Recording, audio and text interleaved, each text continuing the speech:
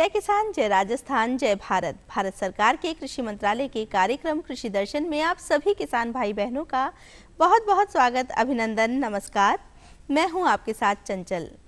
किसान भाइयों, आज का दौर वो दौर है जहां संरक्षित खेती, जैविक खेती की बात की जाती है, उसका महत्व है। जब जैविक खेती की बात आती है तो मन में यही ख्याल आता है कि जैविक खेती क्या है। आज कृषि दर्शन में हम आपकी मुलाकात करवा रहे हैं ग्राम बनियों की ढानी, रानोली, जिला सीकर के प्रगतिशील जैविक किसान सावरमल कुमावत से, जिन्होंने जैविक खेती को अपनाकर अपने लिए एक अलग पहचान बनाई, अलग दिशा को चुना। मगर जैविक खेती को अपनाने के लिए इन्हें प्रेरणा कहाँ से मिली, किन चुनौतियों का इन्होंने सामना किया, आइए जानते हैं इनकी सफलता की कहानी खुद इन्हीं की जुबानी। कहते हैं धरती सोना उगाती है, धरती पर सोना उगता है। कहने का तात्पर्य है, यदि किसान पूरी निष्ठा और मेहनत के साथ काम करता है तो यह धरती सोना उगलती है। वाकई किसी ने यह बात बहुत ही खूबसूरती के साथ कही है। खेती किसानी का दौर बदल रहा है। खेती किसानी में आज किसान लाभकारी खेती कर रहा है, वाणिज्यिक और व्यावसायिक खेती कर रहा है। ऐसे कई राजस्थान के अनगिनत किसान हैं जो वाणिज्यिक और व्यावसायिक खेती के माध्यम पर आगे बढ़ते हुए खेती किसानी में नवाचार करते आ रहे हैं। हम आपको लगातार राजस्थान के ऐसे ही प्रगतिशील और नवाचारी किसानों की सफलता की कहानियां दिखाते आ रहे हैं। इसी श्रृंखला में आज हमारी कृषि दर्शन टीम का कारवा पहुंच रहा है सावरमल कुमावत के खेत पर। सावरमल कुमावत सीकर जिले के रानोली क्षेत्र के बनियों की ढाणी गांव के रहने वाले प्रगतिशील किसान हैं। सावरमल ने जैविक खेती को अपने जीवन का आदर्श बनाया। जैविक खेती के सारे माध्यम इन्होंने अपने खेत पर स्थापित किए। देखते ही देखते पूरे जिले के एक आदर्श जैविक किसान बनकर उभर गए सावरमल कुमावत। सावरमल कुमावत जब पहले से खेती किसानी को देखते थे तो उन्हें लाभकारी दृष्टि कम दिखती थी। इसी का नतीजा है कि इन्होंने पहले के सारे धंधों को छोड़कर खेती किसानी में जैविक रास्ता चुना और जैविक और प्राकृतिक खेती के रास्ते पर आज यह सफलता का मुकाम तय किया।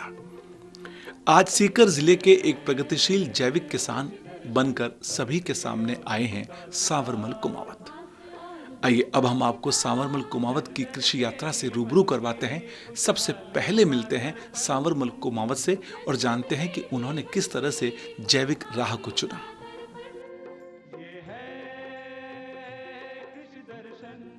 मैं फैंसी स्टोर की दुकान करता था। रानोली स्टैंड पे मेरी खुद की दुकान है। वहाँ पे मैं एक प्रोग्राम देख रहा था उसका, डॉक्टर चंदन का।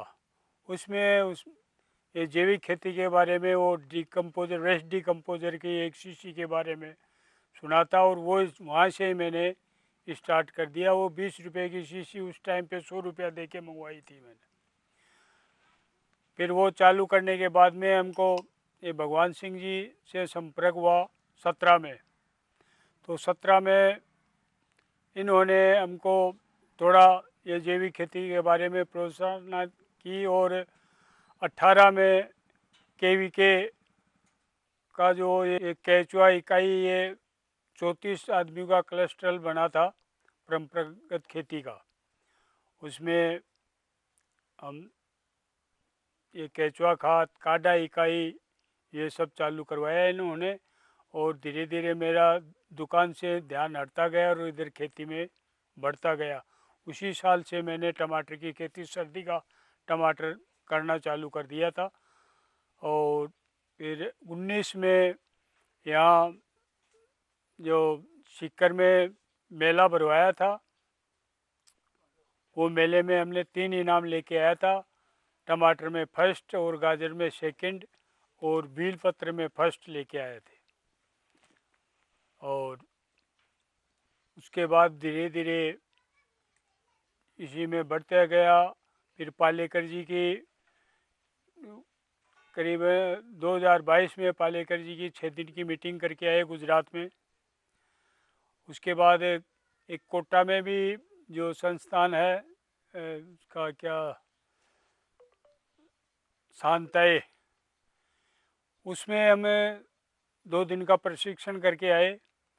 उसके बाद से हम एकदम से बाज़ार की कोई भी आइटम नहीं खरीदते, जो खरीदना है वो घर का ही सब यूज़ करते और प्योर जैविक खेती मतलब परंपरागत खेती करते हैं। और बराबर इनका ग्राम सेवक जी का सहयोग रहा और पालीवाल साहब भी यहाँ पे करीबन 2 टूर कर गए वो भी, और कटारिया साहब भी आए थे, गढ़वाल साहब भी 2 बार आए थे। इनका सबका सहयोग रहा हमको।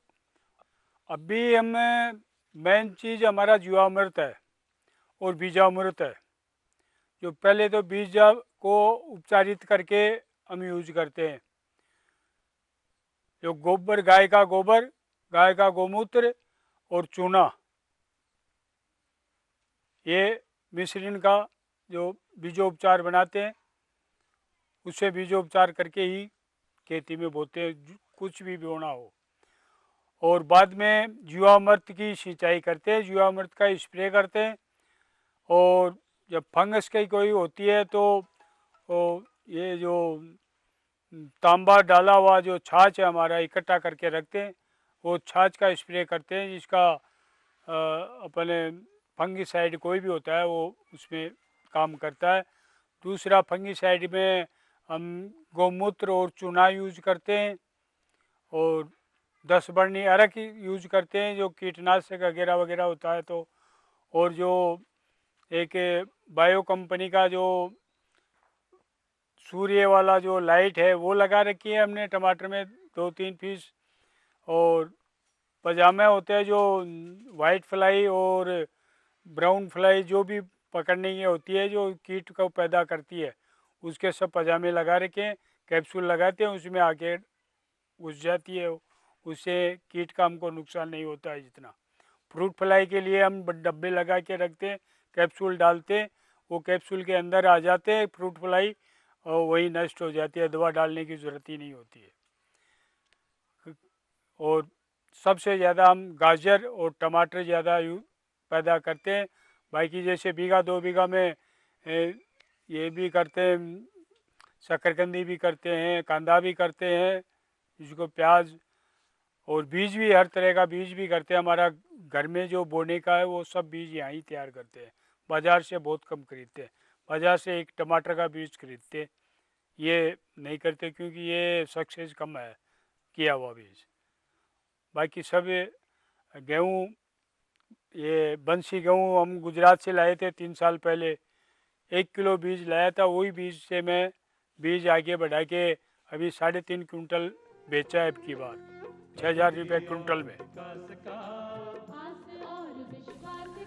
किसान भाइयों, सांवरमल अपने खेत पर प्राकृतिक खेती के माध्यम भी लगाए हुए हैं। इनमें मुख्य रूप से जीवामृत है, बीजामृत है और नीमास्त्र है।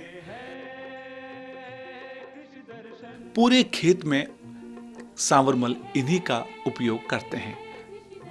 इसकी वजह से इनका उत्पादन गुणवत्तापूर्ण होता है, जिसकी बाजार में बहुत अधिक मांग बनी रहती है।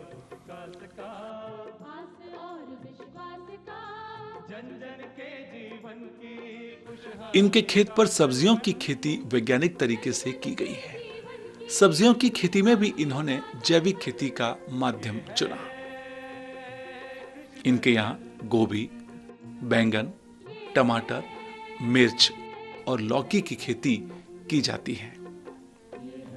आसपास की सब्जी मंडियों में सांवरमल कुमावत की सब्जियों की धूम रहती है। आसपास के लोगों में इनके खेत की सब्जियां खासी पसंद की जाती हैं। अब आइए मिलते हैं कृषि अधिकारियों से और जानते हैं सांवरमल कुमावत की सफलता की कहानी के बारे में।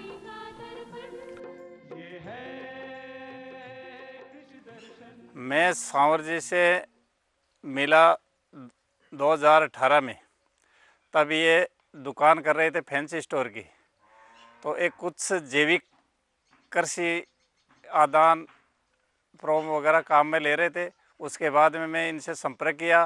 फिर हमारे परंपरागत कृषि विकास योजना अंतर्गत राजस्थान सरकार की स्कीम आई।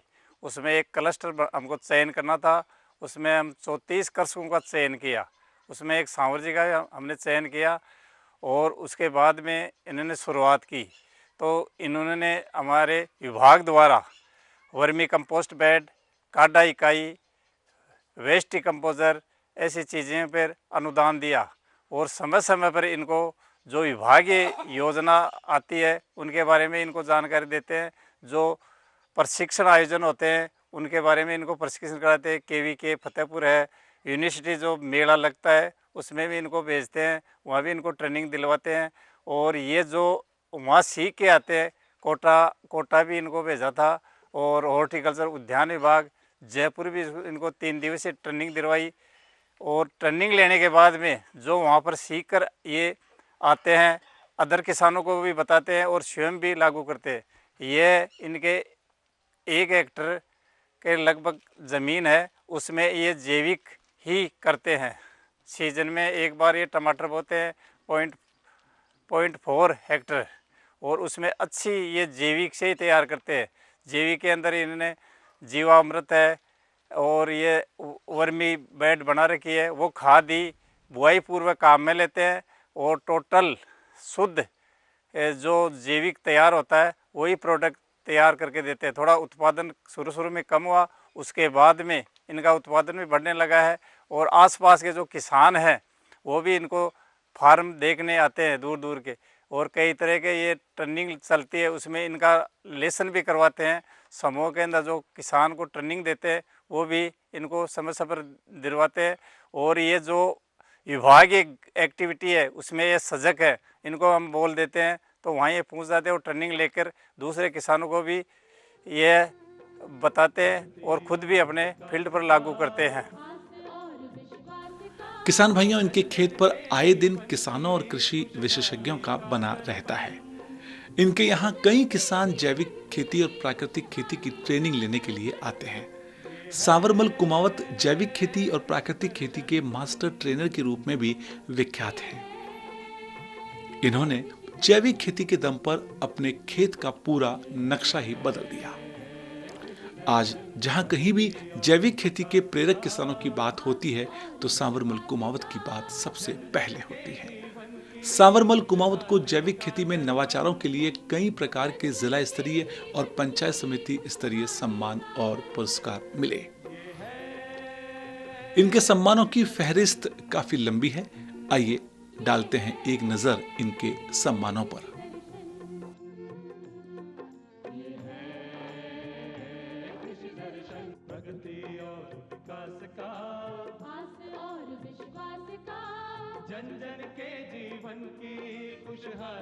ये मैं परंपरागत खेती के हिसाब से ये शकरकंद है, 1 बीघा से बाहर है थोड़ा, जो ये बीजामृत करके और जीवामृत से ही तैयारी है। बस जीवामृत बीजामृत तो ये जो इसकी जो टहनी होती है उसको बीज में मृत में छिड़क के और बाद में लगा देते हैं, बाद में पानी चला देते हैं। ये फूटने के बाद में जीवामृत चलाते हैं बस। अभी इसमें एक आध वो चूना और गोमूत्र का स्प्रे कर देंगे, उसकी साइज और शाइनिंग बन जाएगी। मैं तो सबसे ज़्यादा यही किया हूँ कि ये जो दवा है ना, इसका कैंसर से जैसी बीमारियां बन रही है और ये जो अपन खर्चा बिल्कुल नहीं होता है। दुकान पे जाते हैं, थोड़ा रोग हो गया और वो पलूंदा बांध के दे देते हैं, जो बचत होती है वो सब दुकान वाले रख लेते हैं, दवाई और बीज में पूरी कर देते हैं। तो ये सबसे बड़ी बचत ये दवाई की और दूसरी बचत शरीर की, ये सबसे ज़्यादा महत्वपूर्ण है।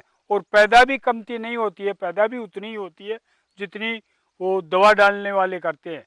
कोई थोड़ा बहुत कम रहेगा तो क्या फ़र्क है, वो जितना पैसा कम नहीं लग गया इधर।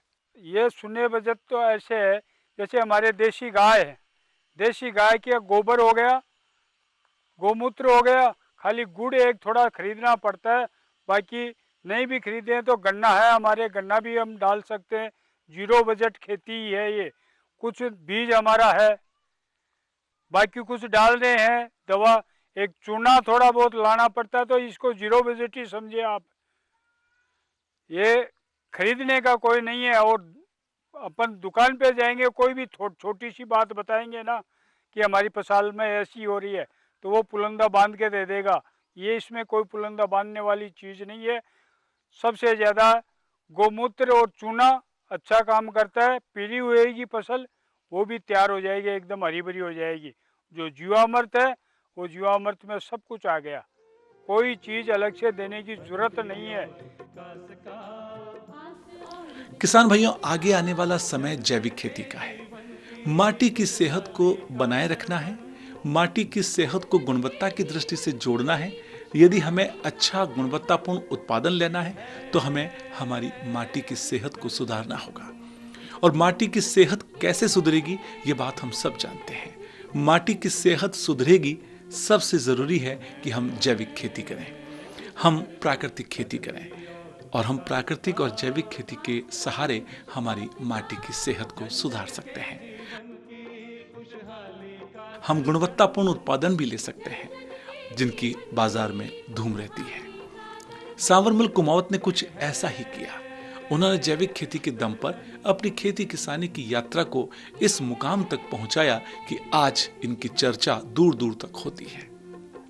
किसान भाइयों, हमें उम्मीद है कि आज की सफलता की कहानी को देखकर सांवरमल कुमावत से हमारे अन्य किसान भी प्रेरित होंगे और जैविक खेती की दिशा में आगे बढ़ेंगे। किसान भाइयों, हमें पूरा विश्वास है कि सांवरमल कुमावत की सफलता की कहानी को जानकर आप भी उनसे प्रेरणा जरूर लेंगे और जैविक खेती की महत्व को, जरूरत को समझते हुए उसकी तरफ कदम बढ़ाएंगे। आप कृषि दर्शन में क्या कुछ नया देखना चाहते हैं, अपने पत्रों के माध्यम से हमें बता सकते हैं। हमारा पता है कार्यक्रम कृषि दर्शन, डीडी राजस्थान, दूरदर्शन केंद्र, जयपुर। आप हमें ईमेल भी कर सकते हैं। हमारा ईमेल आईडी है krishidarshanjaipur@gmail.com। और अब चलने का समय हो रहा है, तो बस यही कहेंगे कि मेहनत का नहीं है कोई भी विकल्प, किसान की उन्नति कृषि दर्शन का संकल्प। इसी संकल्प के साथ दीजिए चंचल को आज्ञा, फिर मुलाकात होगी। जय हल, जय हलधर।